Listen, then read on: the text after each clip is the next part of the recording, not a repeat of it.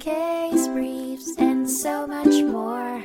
LSData's got what you're looking for. The United States Court of Appeals for the District of Columbia Circuit made significant strides in the regulation of dangerous products in a compelling 1984 case, Ferebee v. Chevron Chemical Company.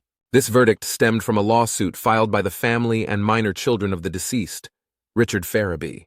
Ferebee, an agricultural worker, allegedly lost his life to pulmonary fibrosis brought on by long-term skin exposure to a hazardous herbicide, paraquat, exclusively distributed by Chevron Chemical Company.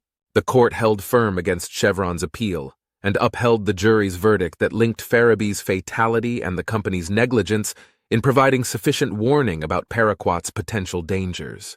Despite Chevron's attempts to counter the accusation, the court robustly supported the jury's decision to credit the testimony of expert witnesses who attested to the connection between toxic chemicals and human disease. In an exceptional turn of events, the court further legitimized the verdict by stating that even if the plaintiff, in this case Ferebee, hadn't read the warning, it wouldn't absolve Chevron of its liability. According to Maryland law, a company is required to ensure that someone in a potentially hazardous workplace would have read and understood safety warnings. Further, it stated that a failure to adhere to this could be deemed a proximate cause of any harm resulting from using such products. An intriguing takeaway from this case was the court's stride in using state tort actions as a regulatory tool.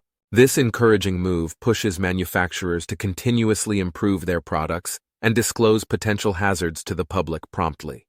The court unequivocally affirmed that compliance with federal and state labeling requirements could not stave off a jury's decision that additional warnings were necessary to ensure public safety. In its final judgment, the court faithfully upheld the district court's decision.